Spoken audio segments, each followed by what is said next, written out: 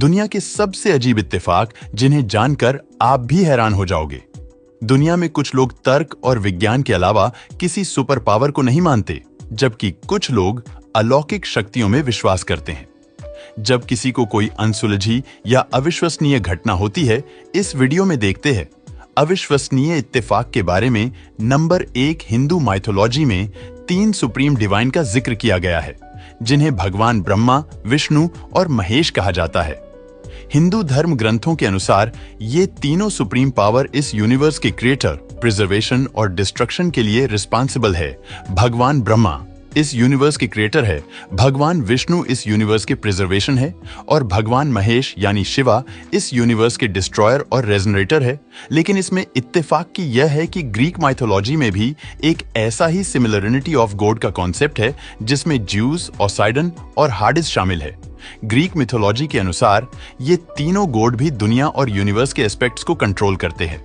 दोनों ही माइथोलॉजी में 3 supreme God है। ये इत्तेफाक दुनिया के पुराने सभ्यता में रिलीजन और माइथोलॉजी के एवोल्यूशन के कॉमन पैटर्न्स को दिखाता है, जहां लोगों ने अपने एनवायरनमेंट्स के बेसिस पर सुप्रीम विंग्स को वॉरशिप किया और अपनी स्पिरिचुअल बिलीव्स को डेवलप किया।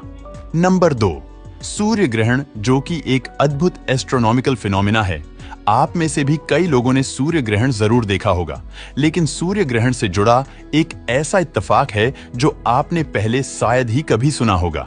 असल में जब हम अर्ध से सूर्य और चंद्रमा को देखते हैं तो वो दोनों ही हमें एक ही साइज के दिखाई देते हैं, जबकि सूर्य चंद्रमा से कई गुना ज्यादा बड़ा है। असल में सूर्य चंद्रमा से 400 टाइम्स ज्यादा बड़ा है। वही पृथ्वी से जो चंद्रमा की दूरी है, उसके कंपैरिजन में सूर्य 400 टाइम्स ज्यादा दूर है। ये एग्जैक्ट रेशियो का इत्तेफाक इतना ज्यादा परफेक्ट है कि जब चंद्रमा पृथ्वी और सूर्य के बीच आता है तो वो पूरी तरह से सूर्य को कवर कर लेता है और एक परफेक्ट सोलर एक्लिप्स हमें देखने को मिलता है। अगर ये रेशियो जरा सा भी ऊपर या नीचे होता तो हमें कभी भी कंप्लीट सूर्य ग्रहण देखने को नहीं मिलता, और इसी रेशियो की वजह से भी हमें सूर्य और चंद्रमा पृथ्वी से एक ही साइज के दिखाई देते हैं। नंबर 3, गीजा के महान पिरामिड। इन पिरामिड को लगभग 5000 साल पहले बनाया गया था, जो प्राचीन मिस्र सभ्यता की अद्भुत इंजीनियरिंग और कला को दर्शाता है। वही इस पिरामिड से जुड़े कई ऐसे सवाल हैं जो सदियों से रिसर्चर्स के लिए एक पहेली बने हुए हैं। ग्रेट पिरामिड से जुड़ा एक ऐसा इत्तेफाक है जो सच में काफी हैरतअंगेज है। असल में जैसा कि हम सबको पता है कि अर्थ पर किसी भी जगह का एग्जैक्ट लोकेशन जानने के लिए हम लैटिट्यूड और लॉन्गिट्यूड का इस्तेमाल करते हैं, और पृथ्वी पर महान पिरामिड का लैटिट्यूड जो है वो 29.9792 डिग्री नॉर्थ है। अब आते हैं इस यूनिवर्स की सबसे तेज गति से चलने वाली चीज, लाइट पर जिसकी स्पीड होती है 299,792 मीटर पर सेकंड, जो कि एग्जैक्ट गीजा के महान पिरामिड के लोकेशन से मैच होती है। क्या इन दोनों नंबर्स का मैच होना एक इत्तेफाक है या प्राचीन?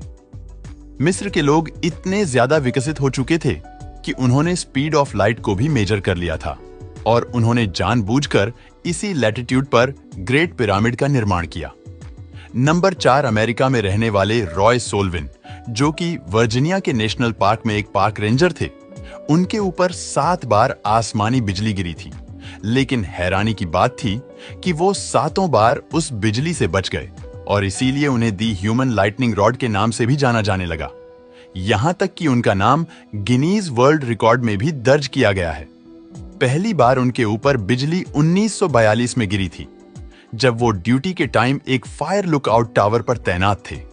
इसके बाद के इंसिडेंट में रॉय को अलग अलग लोकेशन पर बिजली का सामना करना पड़ा, जैसे एक ट्रक के अंदर, एक रिवर के किनारे, और अपने बेक यार्ड में। ऐसे करके उन्होंने 7 बार बिजली का सामना किया। इसमें सबसे चौंकाने वाली बात यह थी कि इतनी बार बिजली से बचने के बाद भी उनकी नेचुरल डेथ नहीं हुई, बल्कि उन्होंने 1983 में खुद को गोली मारकर सुसाइड कर लिया। असल में जब उनके ऊपर 4थी बार बिजली गिरी, तभी से उन्हें लगने लगा कि उन पर जरूर किसी बुरी शक्ति का साया है। यहां तक कि लोगों ने भी उनसे दूरी बना ली। लोगों को लगने लगा था अगर रॉय उनके साथ रहेंगे तो उनके ऊपर भी बिजली गिर सकती है, और उनकी वाइफ से भी उनका डिवोर्स हो गया था। इस सब की वजह से वो काफी ज्यादा डिप्रेशन में चले गए थे, और आखिरकार उन्होंने इस दुनिया को अलविदा कह दिया। दोस्तों, आपको कौन सा इत्तेफाक पसंद आया? हमें कमेंट करके जरूर बताना।